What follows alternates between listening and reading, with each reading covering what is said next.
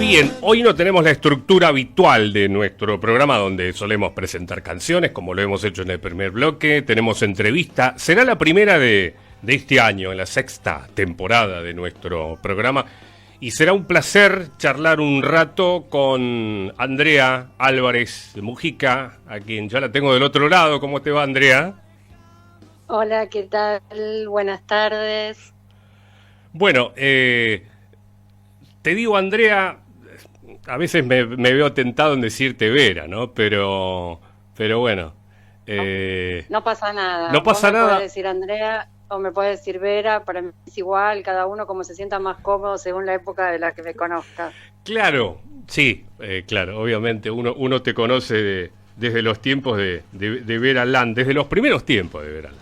Pero digo esto porque, bueno, yo sé que hace algunos años habías tomado la decisión de desprenderte, en cierto modo, de Vera y escribir tus cosas y tus libros con tu nombre, ¿no? Eh, Sí, exactamente, pero digamos, no es un problema con el nombre en sí, Vera Lan, sino que fue como más que nada una decisión que tuvo que ver con encarar proyectos que iban por otro camino y que entonces a mí me parecía que utilizar el seudónimo creaba una expectativa que no era la que yo iba a poder cumplir, porque eran como otro tipo de, o sea, todo lo que es el proyecto Hormigas Negras, etcétera, es como que es otro estilo, otra línea, otra propuesta. Entonces me parecía que lo más honesto que yo podía hacer en ese momento era dejar de utilizar el seudónimo y comenzar un poquito como de cero con mi nombre. Y bueno, ahora que estoy cumpliendo 10 años con Hormigas Negras y que todo eso que yo tenía en mente que quería desarrollar, ya lo desarrollé, confluyen, digamos, los distintos bloques de mi historia, de mi pasado, las distintas piezas se unen en el presente, así que... Ujú.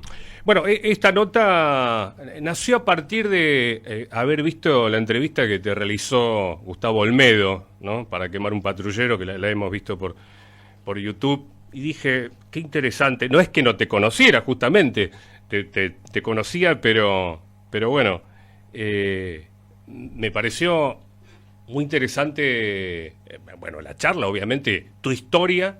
Nos hemos puesto en contacto con vos prácticamente en ese mismo día. Te agradecemos, por supuesto, el habernos respondido enseguida. Y bueno, después había que coordinar una fecha para esta entrevista que bueno, que ya está en pie. Pero además estás en un momento de reediciones de libros que has hecho, ¿no? En coautoría con Enrique Sims. Estoy hablando de Páez, estoy hablando del libro de los tres, ¿no? El grupo chileno. Sí, ¿Por qué la decisión de las reediciones, Andrea? bueno, mira, yo soy editora, fui editora de revistas, luego comencé el camino de editora de libros, entonces la verdad es que estos dos libros, que son dos libros, son mis primeros libros de rock. De hecho, el libro de Fito Páez, la biografía, fue mi primer libro en coautoría con Enrique Sims, tal cual como decís, pero en mi historia es mi primer libro, entonces o sea, como que empecé de una manera muy particular en el camino de los libros y particularmente además ese libro quedó descatalogado por cuestiones que desconozco, o sea, fue un libro que se publicó en 1995, en diciembre, que Ujú. se hicieron 10.000 ejemplares, que se vendió espectacular, que se vendió súper rápido. Y luego, bueno, eso quedó ahí, nadie lo reeditó, pasó muchísimo tiempo. En algún momento hablé con Sims y le pregunté, che, ¿vos no querés reeditar este libro? Que, bueno, Enrique me dijo, sí, obvio, por supuesto, mandame plata, me acuerdo Sí. que fue la respuesta de él. Entonces, bueno, contacté a Planeta, contacté a Fito, contacté a La Nata, que en ese momento, bueno, porque él había sido el director de la colección, entonces me parecía que era importante también comentárselo a él. Contacté a Rep, porque había hecho las ilustraciones, Claro. bueno, a ver si alguien tenía un impedimento, digamos. Básicamente era un poco primero tener el ok de Enrique y luego de las personas que habían estado involucradas. Y bueno, me parecía que justo coincidió con un momento de Fito, pero eso fue casualidad, el año 2023, que fue un momento de Fito muy fuerte otra vez, igual que Ujú. cuando hicimos la biografía, que también era un momento de Fito muy, muy intenso, creativo, aunque Fito siempre está en momentos creativos intensos, pero bueno. Y la verdad es que, bueno, el hecho de que sea la primera biografía que se escribió de Fito, y además con todo el impulso que tuvo en su momento, porque Fito estuvo muy cercano a nosotros, fue un proyecto que se inició en una charla con él, y más allá de que, como digo ahí en el prólogo que le agregué, Fito tenía 32 años en ese momento y él mismo se reía de hacer una biografía de alguien tan joven. La verdad es que el material me parece que valía la pena volver a ponerlo en circulación. Claro, estamos hablando de 1995, tiempos en los que, bueno, Fito venía de publicar Circovit, por ejemplo, ¿no? Para ubicarnos en Exacto. contexto. Tengo entendido, a ver, en aquella oportunidad no apareció tu nombre en la tapa. No, porque yo me incorporé, o sea, el contrato que se hizo en ese momento con Planeta, firmaron Enrique y Fito. Y por supuesto que todo el tiempo Enrique tenía en mente que yo estuviese, y me agregó después. O sea, a mí es un poco como que Fito elige a Enrique como biógrafo y Enrique me elige a mí como coautora. Ujú. Entonces, en el contrato yo no estaba, por lo tanto, la gente de la editorial, bueno, eso, se tenían como que, también es comprensible de parte de ellos seguían lo que estaba ya firmado en el contrato, entonces yo no podía estar en la tapa como coautora. La verdad es que a mí en ese momento no me importaba mucho Claro. ese tema, porque yo tenía 26 años y estaba re contenta de ser parte del proyecto, me daba igual el tema de estar o no en la tapa. Pero bueno, me pareció que en la reedición, después igual en la página, digamos, adentro del libro yo figuraba como coautora. Claro, sí, sí. Eh, pero bueno, después en la reedición, igual fue un poco raro la tapa esa, porque además decía Fito Páez con Enrique Sims, o sea que Ujú. tampoco quedaba muy claro la forma en la que estaba presentado. Siempre me pareció extraño eso, Claro. porque parecía como que tampoco era del todo autor Enrique, ¿no? Como que podía Bueno, haber sido una autobiografía, ¿no? También, o sea, cosas claro, escritas por viste que Fito. Claro. claro, es que los sellos grandes, además había un texto de autoría de Fito que era su diario de viaje de la época, digamos, de ese momento, de unos meses antes, cuando había estado en Europa con algunas cuestiones justamente de Circovit. Entonces había un texto en el que Fito era autor, además era un proyecto en común, y a veces las editoriales grandes con las biografías, bueno, les interesa más el nombre del biografiado, ¿no? Entonces, bueno, estaba todo eso en juego, era como, como un proyecto importante también para lo que era en ese momento Espasacalpe. Había mucha gente tomando decisiones, digamos, yo estaba como en un lugar que si bien sí en lo que es, digamos, el libro original, creo yo que la parte gráfica, las fotografías, hay como es muy rico en ese sentido, ¿no? Ujú. Entonces, bueno, me pareció que en la reedición ya había pasado suficiente tiempo, ya todo eso no, además no había ningún interés de los que habían estado tan involucrados en la edición en aquel momento, no había ningún interés en reeditar lo que habíamos escrito. Ujú.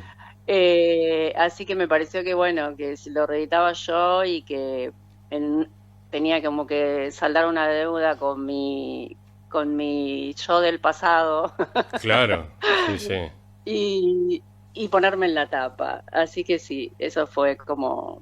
Quizás también, viste, hay alguna cuestión que han cambiado mucho con el paso del tiempo. Estas cosas digamos, creo que ahora a una autora, por más que sea súper joven, nadie la quitaría de una tapa, ¿no? Ujú.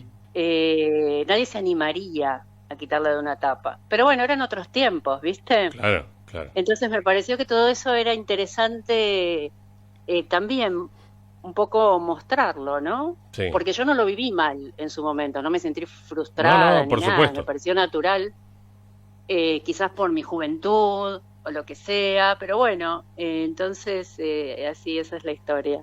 Y yendo un poquito más atrás en el tiempo, Andrea, ¿cómo conoces a Enrique? ¿Cómo entras a trabajar en Cerdos y Peces? Bueno, yo lo conozco a él en febrero de 1986, o sea, estamos hablando de la prehistoria. Claro.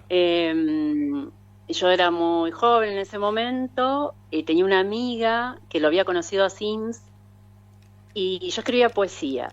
Y mi plan era ser poeta y Sí. novelista. Estaba escribiendo una novela en ese momento, que era mi primera novela, que nunca la terminé. Eh, no, yo no tenía el plan de ser periodista. Eso, la verdad es que eso se lo debo a Enrique, que me convenció. Pero bueno, la cuestión es que mi amiga me invitó a una reunión que había en el Café de Agosto en una reunión para sacar una revista. Y ella quería que yo lo conociera, Enrique decía, vos tenés que conocerlo, yo no sabía quién era, o sea, Claro. después me di cuenta que yo ya lo había visto a él, en realidad actuando con Los Redondos, y había una vez leído una nota, y yo había comprado el número 1 de Cerdos y Peces, pero en ese momento no relacioné todo esto, y entonces cuando ella me dijo, te tengo que presentar a alguien, en realidad pensé que era alguien que no me iba a interesar, porque por lo general cuando te dicen tenés que conocer a alguien, un amigo te dice eso, viste, decís, uy, seguro que es un mambo de esta persona y a mí no me va a pasar nada. Ujú. Pero bueno, a ella le parecía que era muy importante que nos conociéramos y que él leyera mis poemas. Todo fue gracias a esta amiga. Sí. Entonces yo fui a esa reunión porque, bueno, nada, salimos esa tarde y fuimos, no tenía ninguna expectativa en especial. Esto ya parece una canción de Pulp, Ujú. esa que dice, viste, qué hubiera pasado si ese día yo hubiera hecho otra Sí, sí, cosa sí, sí. y me hubiese ido al cine y no hubiese ido a ese encuentro en donde te conocí. Claro. Bueno, y entonces entré al Café de Agosto y ahí estaba Enrique y fue como una especie de algo muy, muy, que nos cambió creo que la vida a los dos Ujú. esa noche, ese encuentro. O sea, él fue mi pareja, siempre está como esa confusión porque bueno, fue mi pareja durante, o sea, 2, 3 años. Claro. No es mi pareja de toda la vida. Yo no soy su compañera de toda la vida ni nada por el estilo, como a veces sale por ahí. Claro, claro. Pero sí es verdad que en ese momento sí nos enamoramos esa noche. Ujú. Así fue como súper instantáneo. Y a la semana me fui a vivir con él. Yo vivía con mis viejos y, y sí hice el bolso, junté todo y me fui a vivir con él a la casa de Liliana Maresca. Así que fue como algo re lindo, ¿viste? Ujú. Y bueno, y después, como te decía, era poeta, qué sé yo, y Enrique me convenció una noche en un bar, hablando en la madrugada. Yo tenía trabajos así tipo, no sé, trabajaba haciendo promociones o de moza o cosas así informales, y él me dijo, escribís, sé periodismo, puedes vivir del periodismo. Y bueno, y ahí empecé a hacer periodismo y se convirtió en mi profesión, ¿viste? Ujú. Y aprendí en las redacciones, o sea, pertenezco a la generación de los que aprendimos periodismo. Igual no dejé la literatura, no dejé la poesía, no dejé nada, Claro, claro. pero el periodismo se convirtió en mi actividad principal entre los 20 y los 40 años. Ujú. Y el hecho de llegar a ser jefa de redacción en algún momento en las Cerdos y Peces, ¿eso fue sugerencia del Indio Solari a Enrique? Sí, eso fue, el indio lo convenció a Enrique. Enrique no quería que fuera, o sea, a Enrique no se le había ocurrido que fuera yo como que colaboraba, escribía, qué sé yo, lo que me pedían escribía. Eh, y sí, fue el indio el que pensó que yo podía ser una buena editora.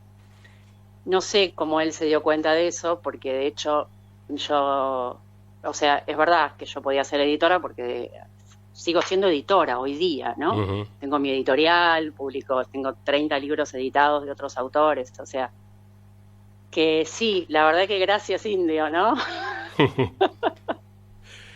¿Y cómo te...? Sí, Porque dale. fue una noche, o sea, estuvimos toda la noche, yo estaba sentada en un sillón, o sea, era así, la escena era yo sentada en un sillón, tomando algo, no sé qué tomaría yo en esa época, no me acuerdo, cerveza no, supongo que tomaba algo un poco más fuerte, y fumando ahí yo fumaba todavía en esa época tabaco, Mm. después dejé, así que yo estaba ahí fumando y tomando algo, y el Indio, y Enrique estaba, Virginia también, la esposa del Indio, y Enrique tenía como el problema, siempre era como que Enrique le contaba sus problemas al Indio, ¿viste? Sí. Era un poco su consejero a veces.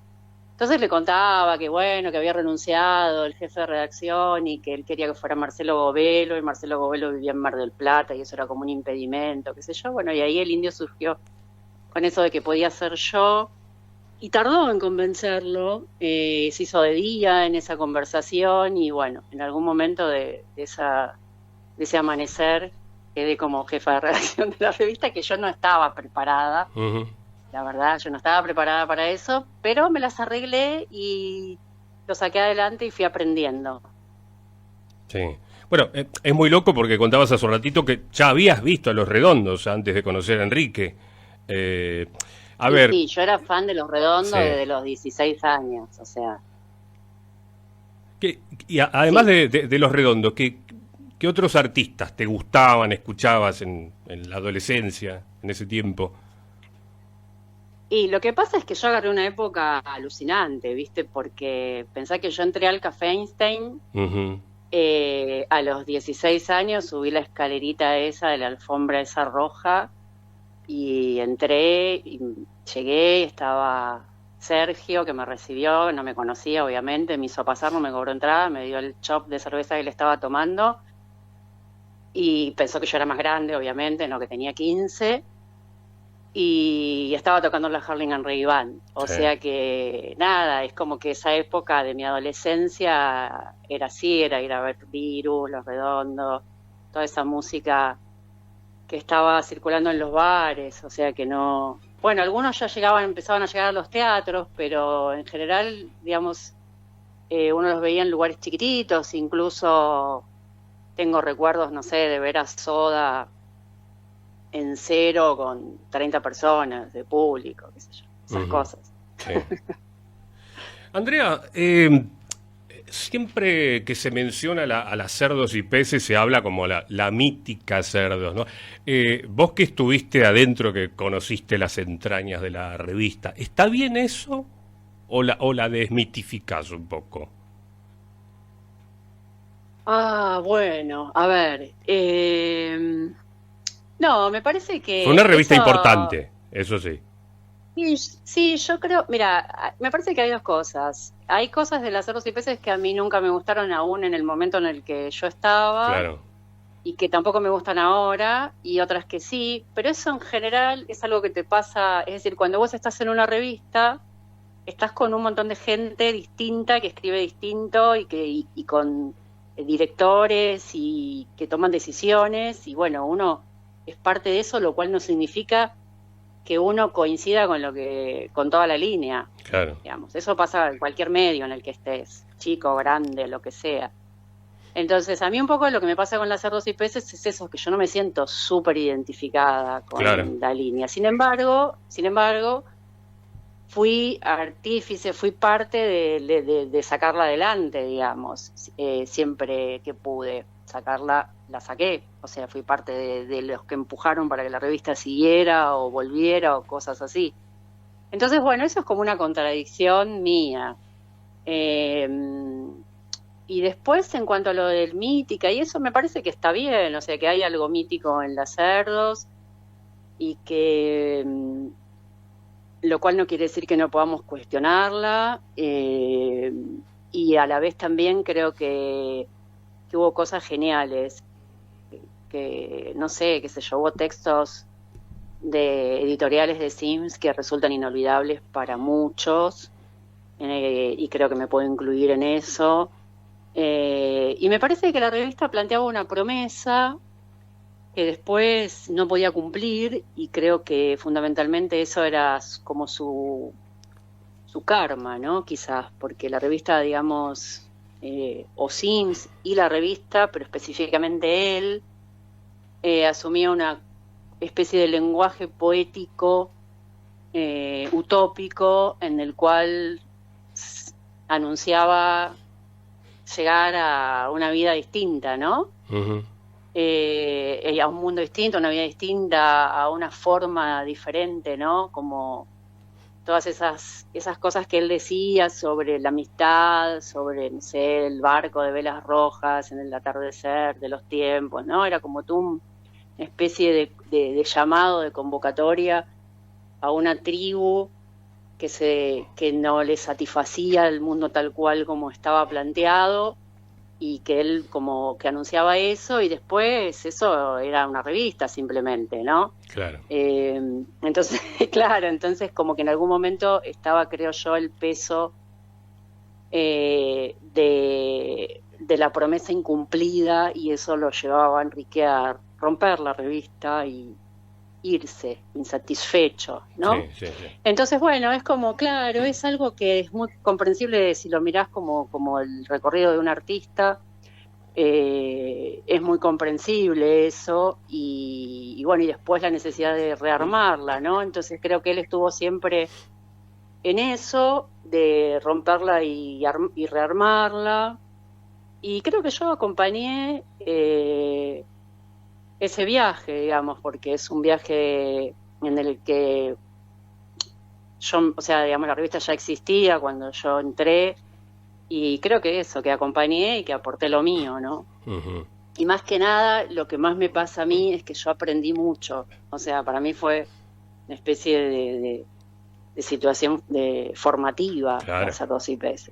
sin duda. Me formé como periodista, también obviamente que metí un montón de ideas y cosas, pero eh, fue una experiencia única, ¿no?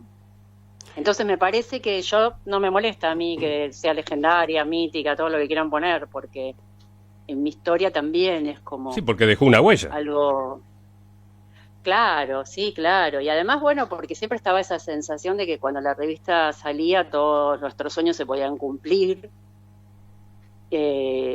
Y bueno, qué sé yo, eso es como algo que no hay muchas cosas que te lo den, esa Ujú. sensación, ¿no? De Sin, reunión, de encuentro, de encontrarte con pares, con otros que son parecidos a vos, que piensan como vos, que están perdidos, que buscan algo distinto. Eh, entonces, bueno, en ese sentido me parece que el hacerlos tiene mucha magia. sin duda. Andrea, bueno, en el comienzo de la charla hablábamos, o por lo menos yo mencioné, ¿no? De la reedición de 2 libros, uno el de Páez, al que hiciste referencia, y el otro es al de los tres, ¿no? El grupo chileno. Eh, ¿Cómo fue tu experiencia en Chile cuando te llama Enrique para trabajar con la historia del grupo que en ese momento estaba por disolverse, ¿no? Claro, los tres eran en ese momento la banda de rock más importante de Chile, y se separaban, o sea que la gente estaba un poco en shock, porque para los fans y para el mundo cultural de Chile fue como una especie de balde de agua fría, ¿no? Bueno, me agarró, mira, una vez más se da lo mismo, ¿no? Ellos lo eligen a Enrique y Enrique me elige a mí, Sí. eh, porque ellos a mí creo que ni siquiera me conocían. Eh, y bueno, y a mí la biografía de los tres me agarra mucho mejor parada, en el sentido de más preparada, porque ya tenía un libro anterior, porque yo ya era más grande, ya tenía más experiencia. Igual no digo que no haya estado bien mi trabajo en PAE, pero yo me sentía mucho más segura y entendiendo más el concepto libro, el concepto biografía, etcétera. Así que fue una experiencia genial porque no conocía la banda, llegué a Santiago, me puse a escuchar todos los discos en la misma tarde, que después eso es algo que me pasó con Estelares, pero eso es una historia que la vamos a hablar otro día porque no nos va a dar el tiempo, pero fue así, los empecé a escuchar y la verdad es que me encantaron, me siguen gustando los tres. Y bueno, fue interesante. Igual hubo, viste, siempre trabajar con Enrique era intenso, era genial. Él siempre fue muy respetuoso conmigo, con mi producción, con mi pluma, siempre le gustó mi forma de escribir. Pero bueno, él era bastante bravo, viste, con los demás. Ujú. Entonces, las dos biografías tuvieron algunos choques entre él y los biografiados, ¿no? Y bueno, ahí yo quedaba un poco en el medio del incendio, tratando de siempre de ser leal a él, pero bueno, a veces también él no tenía razón, Claro. ¿no? Entonces es Andrea, como una sí. situación de hacer un equilibrio ahí. Te interrumpo justamente porque me das pie. Me estaba recordando algo que leí sobre algunos conceptos que habías vertido sobre tu forma de trabajar, ¿no? Con Enrique. Y vos hacías hincapié en que él era como el policía malo y vos el policía bueno. Sí, eso lo planteaba él, lo proponía él, pero además se lo decía a los entrevistados, ¿viste?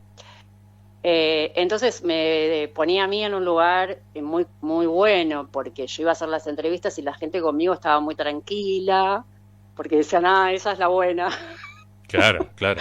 Pero yo también era periodista, ¿no? O sea que terminaba sacando cosas muy buenas en las entrevistas. Pero bueno, sí, era como, no sé, ¿qué te puedo decir? Enrique tenía una especie de cuestión conmigo de siempre, qué sé yo, como de darme un muy buen lugar, ¿no? Y entonces él se sentía cómodo en eso de ser el policía malo, que era como, bueno, siempre ir a buscar que le confesaran lo que no querían contar y ese tipo de cosas, porque bueno, es la formación también de la vieja escuela, ¿no? De la entrevista. Ujú. Que el entrevistado te diga algo que no tenía pensado decir o que no quería, o que como se decía cuando yo entré a las redacciones, me acuerdo que se hablaba mucho de eso de sacar al entrevistado del cassette, ¿viste? Sí, Romperle el sí. cassette. Para la gente por ahí más joven, no sé si se entiende, pero bueno, era algo muy de la época hablar de eso. Es como que el entrevistado tiene una idea, un discurso que va a desplegar y entonces vos como entrevistador tenías que llevarlo para un lugar inesperado, ¿no? Ujú. Y entonces Enrique cuando decía esto del policía malo, se refería a eso, ¿no? A llevar al entrevistado a un lugar incómodo o inesperado. Bueno, yo soy más amable, soy más amigable con los entrevistados y tengo otra manera que es por ahí más de escuchar lo que la persona tiene para decirme y a lo mejor llegar a un lugar inesperado, pero desde otro estilo. Entonces estaba bien eso de que él era el policía. Hacíamos un buen equipo, Claro. la verdad. Ujú. Sí. Como que nos complementábamos, ¿viste? Andrea, bueno, te tomo la palabra de que en algún momento, nos quedan algunos minutos todavía, pero en algún momento, posiblemente la semana que viene, ¿por qué no? Retomamos el contacto porque me van a quedar muchas cosas para, para consultarte. Una de ellas tiene que ver justamente con lo que mencionaste hace un ratito, la historia del libro de Estelares, ¿no? En fin. Pero una de las cosas que quería resaltar es que, por ejemplo, para hacer el libro de Estelares te tomaste tu tiempo, ¿no? Tu debido tiempo. Y para los libros de Páez y de los tres, tuvieron que hacerlos en poquitos meses. Tal cual, así como decís. Nosotros decíamos pistola en la nuca, ¿no? Ujú. Trabajar con la pistola en la nuca, o sea, como que te van a disparar. Pero bueno, éramos, qué sé yo, los dos en esa época, yo te digo así porque yo ahora no hago periodismo, me dedico a los libros, ¿no? Sí. Cuando estás acostumbrado a estar en las revistas, estás acostumbrado a trabajar con la presión de la entrega y nosotros estábamos muy fogueados en eso, por las revistas, por los cierres. Entonces, en ese momento hacer los libros así de rápido nos parecía normal. Yo dimensioné eso cuando hice mi propio libro sola, de biografía de musical, el de Estelares, sí, que me tomé 3 años, Ujú. que es el tiempo normal para elaborar un libro, 3 años, aunque en el medio vas haciendo otras cosas, incluso otros libros en paralelo. Pero sí, esos 2 libros los hicimos en tiempo récord, y bueno, qué sé yo, y salieron bastante bien dentro de todo. Ujú. ¿Estás escribiendo algo sobre Iggy Pop? Estoy escribiendo un libro sobre Iggy Pop. Ujú. Sí, para Gourmet Musical estoy súper feliz con ese proyecto. Tengo 84.000 caracteres con espacio, o sea que ya lo tengo bastante avanzado. Es una colección que se llama ¿Por qué escuchamos a? Que no sé si vos la has visto, es una colección preciosa de ensayos. ¿Por qué escuchamos a Led Zeppelin? ¿Por qué escuchamos a Lou Reed? ¿Por qué escuchamos a Sí. Bowie? Bueno, yo voy a agregar ¿por qué escuchamos a Iggy Pop? Así que estoy disfrutando un montón de ese libro. Y aparte estoy en otro libro que es un compilado justamente de lo que conversamos, de Ujú. notas mías de cuando era piba. Sí. ¿En qué año publicaste Siempre tu...? estoy, Sí. Se yo cortó un siempre estoy poquito. en dos Ahí te libros a escucho. la, Sí. ok, siempre estoy en 2 libros a la vez. Ujú. Como te pasó en Chile, ¿no? Porque además de, bueno, Claro, de hacer el libro de los tres, también estabas trabajando en una novela que finalmente después publicaste. sí, claro, mi primera novela, sí, sí, de ahí ya me quedó eso de estar en 2 libros a la vez, ¿viste? Ujú. Así que sí. ¿Qué me preguntabas? Otra cosa que no. A ver, no, puntualmente, a ver si voy al concepto que, o tal vez ya quedó respondido. Creo que ya quedó Ok. respondido. Sí, sí, sí, sí. No, te preguntaba el tema de aquella novela que hiciste, que publicaste, creo que fue Sí, en 2001, ¿no? Pero que la habías hecho claro. en Chile. Eso lo escribí en Chile, es mi primera novela publicada y mi primera novela terminada, porque Ujú. las anteriores no las terminé. Y la escribí en Chile y la escribí en 8 meses también, ¿viste? Claro. Por eso te digo que en esa época estábamos acostumbrados a trabajar así, a mucha velocidad. La escribí en paralelo con la biografía de los tres. Claro. Y bueno, Tu maquillaje de fuga se evapora con la luz, que también la reedité el año pasado, porque también estaba descatalogada. Sí. Eh, ya estamos en el tramito final, corren los minutos y yo estoy disfrutando la charla, por eso creo que Yo también. la vamos a retomar en algún momento y creo que muy pronto, porque bueno, el capítulo de Estelares es algo que me interesa, pero vos decís que, bueno, va a llevar algunos minutos contar esa No, bueno, historia. te puedo decir, claro, o sea, básicamente, ¿Cómo conoces a Manuel Moretti, por ejemplo? porque a mí me mandan los discos de Estelares, me los manda Tom Lupo Tom un Loop. día con un mensaje que era, escucha esta banda que es la banda más importante de este momento. Ujú. Sería el año 2006, ponele, o 2004, 2005, por ahí. Yo había vuelto de Chile hacía poco, bueno, yo vivía en el 2002, hacía un tiempo ya. Había nacido mi hijo, que nació en el 2003. Así que yo no estaba muy metida en lo que estaba pasando en el rock en Argentina en ese momento, ¿viste? Claro. Y los puse ahí, los discos los dejé ahí en un mueble y me olvidé y no los escuché, no le hice caso, ¿viste? A Tom. O sea, pensé, uy, sí, los voy a escuchar y los dejé ahí, no sé, y no los escuché, Ujú. estaba como con otras cosas. Y una tarde de febrero del año 2012 estaba ordenando los discos, el mueble ese que yo tenía con puertas corredizas en ese departamento, y los encontré todos cerrados, ¿viste? Con el plastiquito, todo. Y digo, uy, esto yo nunca lo puse. Y me puse a escucharlos y los escuché todos juntos, ¿viste? Los Ujú. que había salido hasta ese momento, el último era Una temporada en el amor, ¿no? Claro. Entonces me fascinaron, enloquecí con Estelares y había un mail ahí en las cajas y le escribí a Manuel diciéndole que los acababa de conocer, que me encantaban, qué sé yo, que quería hacer una nota.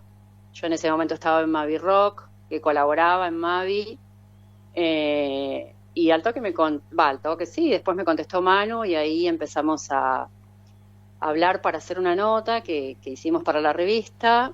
eh, y bueno, ahí ya quedó. Él quedó el contacto y después en un momento cuando yo estaba preparando un libro mío que es Horas de Rock, quería incluir algo de Estelares y entonces lo llamé a Manuel para preguntarle qué libro me podía comprar de Estelares. Yo pensando que existían 1, 2, 3, no sé, una banda tan alucinante. Y me dijo, no hay ningún libro. Todavía no había salido el libro de letras de él, ¿viste? Demasiadas pocas cosas. Sí. Entonces en ese momento me dice, no hay ningún libro de Estelares. Yo dije, ¿no? Bueno, hagamos uno. O sea que Estelares es como el libro dentro de los libros de las 3 biografías que yo hice, es el que yo elegí a la banda. Uh-huh. En vez de que sea que me eligen a mí, digamos, como los otros que Enrique me eligió a mí, este fue que yo elegí a la banda. ¿Que lo publicaste en qué año? No, es algo que... El Estelares salió en el 2022. 22, claro. Sí, todavía está vivo el libro. Sí, circulando. Tal cual. Sí. Bueno, recién mencionaste que habías colaborado en Mavi Rock. Tengo algunos números justamente de la revista y hay algunas notas que he visto que creo que firmabas como Andrea Álvarez, ¿no? Creo que firmaba de las dos maneras. Ajá. Me parece que hay algo como Vera Lán y hay otro, bastante más como Andrea Álvarez, porque fue el momento en el que decidí empezar a dejar el seudónimo porque me resultaba como incómodo en ese momento. Claro, recuerdo una sección que se llamaba Lecturas, firmada por Andrea Álvarez, justamente. Sí, ahí hacía reseñas literarias, me encantaba ese trabajo. Exactamente. Sí. Tuviste un breve paso, justamente esto sale a la luz, o por lo menos lo recuerda, ¿no? Gustavo Olmedo en esa charla que tuvo con vos. Tuviste un paso por la Rock and Pop allá por el 99, ¿no? En el programa de Gustavo, de Carla Ritrovato. ¿Qué recuerdas de esa experiencia? Claro. Y fue genial porque cuando hice la nota ahora con Gustavo, bueno, él me contó un montón de cosas que yo no sabía de aquel momento. No, yo lo recuerdo súper bien porque también pasa lo mismo. Fue mi primera experiencia de radio en el año 99, creo que era. 99, sí. Yo estaba acostumbrada, o sea, lo mío es la escritura. Pero bueno, de pronto ellos me convocó Carla para hacer una columna.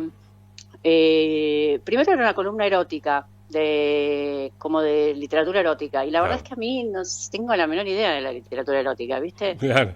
Entonces, claro, pero no me la quería perder, entonces, bueno, le dije que sí, traté de buscar como fragmentos eróticos dentro de los libros, y que eso siempre hay, y después se convirtió en una columna literaria, y punto. Uh-huh.